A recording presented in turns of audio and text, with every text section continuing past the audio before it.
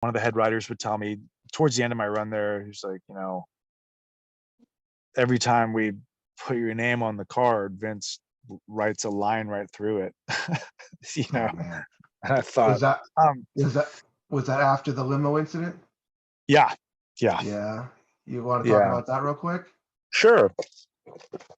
Fast forward, rewind all the way back to before I got signed. I want to say it was during that when I was a plant in San Antonio.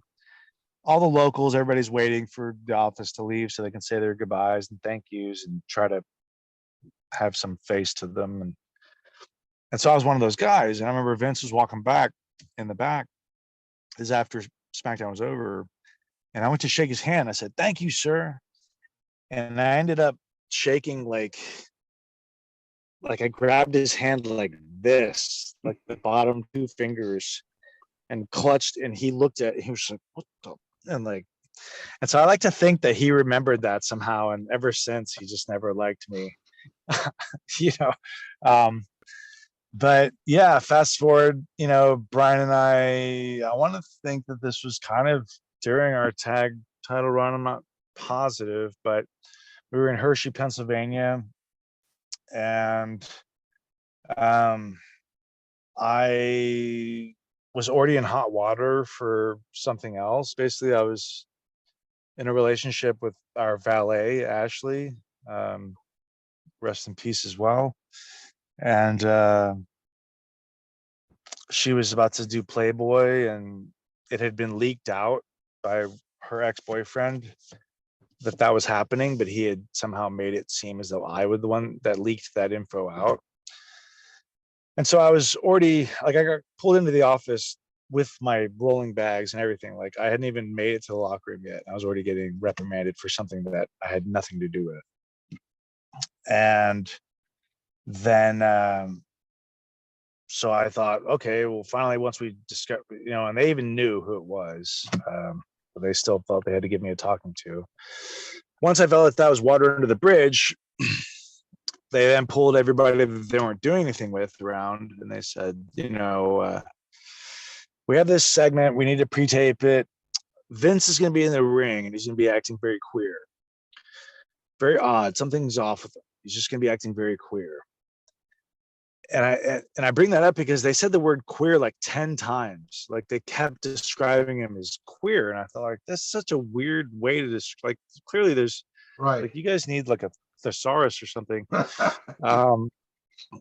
And when he comes back here, we're going to have everyone lined up. Now, if he looks in your face, just don't say anything, but just kind of play off of him. We don't know what's going on. He's just going to be acting very queer. And so that was it. They didn't say anything.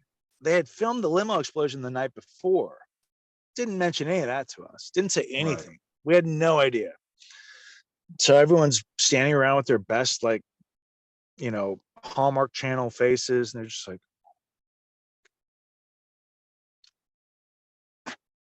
they're trying to look mysterious, and it's ridiculous. And I thought, okay, well, thank you for that lack of information. I don't know what's going on. I don't know why he's acting so queer. I'm just going to play the village idiot role, put a big smile on my face, and be like, well, whatever is happening here, it's not this dummy. It's not this idiot. So kill somebody else. Get mad at it. It's not like, I'm sorry, I didn't mean to interrupt. No, you're right. It's not like my boss is going to burst into flames in 3 seconds either, so, right?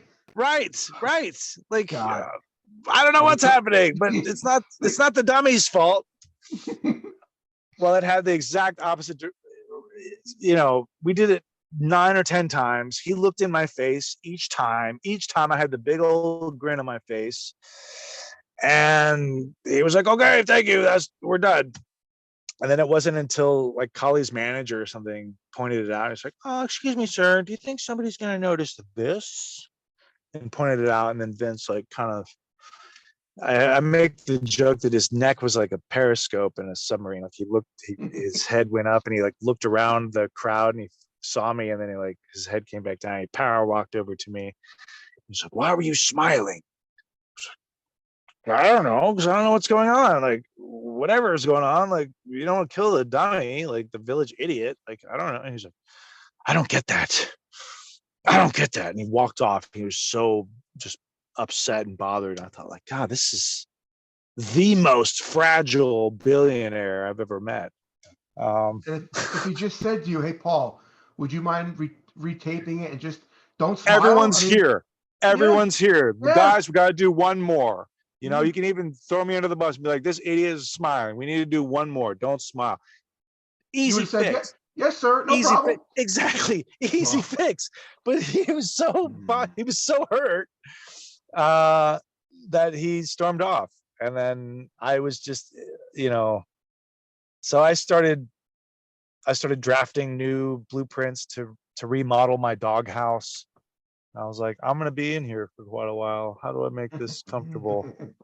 Um, and sadly, it wasn't until the Benoit incident that it kind of erased everything in terms of importance or whatever, and you know, that it dissipated all the heat that I had, unfortunately, you know, for that situation.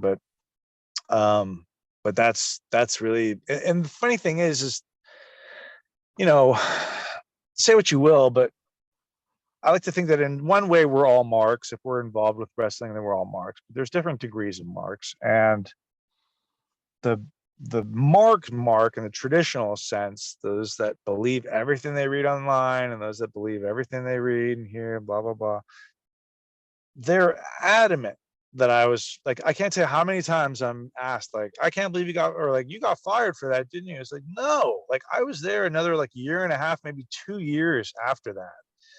So, and I can say that as clear as possible, and they're still going to think that I got fired, even if they, after they listen to this. I did not get fired for the smiling limo explosion thing. Like, I get why they were upset. They thought that I was like smiling my way into the storylines. I didn't tell them to make me a suspect on this list with like Trump and Lashley and all these other names and stuff. I was like, I didn't tell them to do that. You It know what I was mean? London, Yeah, I mean, right? honestly, like, Damn it, gotta be Paul London. and would that have been so bad? No, it would have been fresh TV. So, but yeah, he tried getting his heat back in a similar like deja vu promo that he did weeks later or something, where Brian and I are standing there and he walks up, he's like, keep smiling, keep that smile on your face, kid. And he walks off, and it was just like, it just fell flat. But like, that's just kind of the person that he is, where he, you know, he would want to get the last laugh, he would want to have the last word, he would want to whatever, you know. So He's douchey. so douchey, you know. I mean, he's got a thong tan line. Come on, like, what does that say? Well,